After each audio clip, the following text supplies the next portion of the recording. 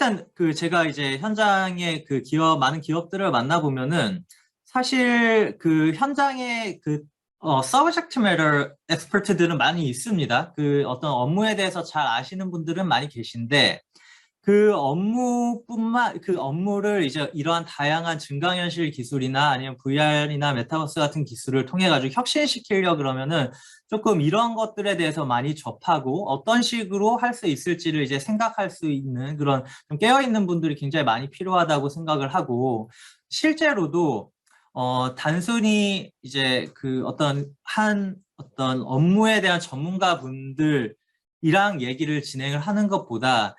이러한 다양한 기술에 관심을 가지시고 그러한 다양한 기술들을 어떤 식으로 현업에 적용시켜서 할 수 있을지 그런 것들을 이제 고민하시는 분들이 이제 소위 저희 뭐 업체 입장에서 보면은 저희 같은 벤더 입장에서 보면 챔피언 분들이 되시는 건데, 그분들이 이제 그러한 어떤 이런 최신의 기술들을 업무의 혁신으로 가져가기 위해서는 이러한 것들에 대해서 좀 어느 정도 잘 알고 있는 사람들이 주변에서 서포팅을 해주거나 아니면 본인이 좀 많이 열려 있어야 된다, 이런 생각들을 이제 많이 하게 됩니다. 그래서 이러한 좀 증강현실 관련된 어떤 지식들을 입사하기 전부터 어느 정도 알고, 만약에 이분들이 이제 입사를 하셔가지고 어떤 업종의 전문가들이 되시고 한다 그러면은 얼마나 많은 일들이 혁신을 할 수 있을까라는 생각을 많이 해보게 되는데요. 근데 이제 문제는 이러한 앞서 보셨던 것 같은 그런 유즈 케이스들을 이전에는 이제 저희는 이제 뭐 SDK형, 이제 플랫폼형이라고 이제 표현을 하는데, 하나의 어떤 교육 컨텐츠를 만든다고 했을 때 기존에는 그 교육 컨텐츠 하나를 만드는데 이게 뭐 쉽게 얘기하면 비용이 굉장히 많이 들었었습니다. 그러다 보니까 어떤 교육 컨텐츠를 크게 확대를 해가지고 하거나, 또는 어떤 뭐 교육 정규 과정 안에서 그런 컨텐츠를 만드는 것들을 이제 가르친다. 그러면은 너무 이쪽을 이제 치우치게 되는 그런 상황들도 이제 생기게 되고, 사실 어떤 이제 완전히 이런 컨텐츠를 만들어주는 전문 업체가 아니라 어떤 대기업이라든지 이런 데서 필요한 인재는 단순히 어떤 시각적인 증강현실 같은 것들을 이제 표현해주는 부분뿐만 아니라 사실 증강현실이라는 거는 이 기술은 컨텐츠를 현장에다가 보여주는 시각화의 도구일 뿐이고요. 결국 중요한 거는 이 안에 보여줘야 될 내용들, 컨텐츠들, 예를 들어서 그게 CAD 설계 데이터가 될 수도 있고요. 아니면 IoT 실시간 데이터가 될 수도 있고요. 아니면 이제 기관계에 있는 뭐 MES에 있는 데이터를 보여준다거나, 이제 이런 것들이 이제 필요한데,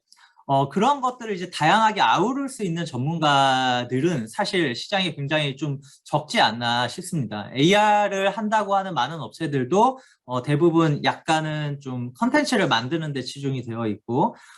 이제 그런 것들도 많이 있고, 하나의 컨텐츠를 만드는데 이제 비용도 이제 너무 많이 발생을 하고, 이제 그런 문제들이 좀 있었던 것 같은데요. 요즘은 이제 어프로치가 조금 바뀌어서 기업에서 증강현실을 쓴다고 한다면은 컨텐츠를 하나하나 만들어내는데 이제 비용적으로 굉장히 좀 효율적인 구조가 나오지 않으면 현장에서 증강현실을 바로 적용한다. 이건 사실 좀 어렵거든요. 그래서 요즘은 이제 플랫폼 형태라고 해서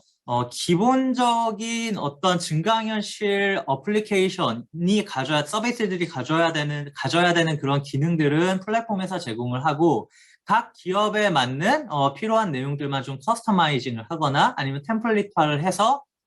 컨텐츠를 만들어 나가는 그런 어프로치를 많이 가지고 가세요. 그래서 제가 생각할 때는 이제 어떤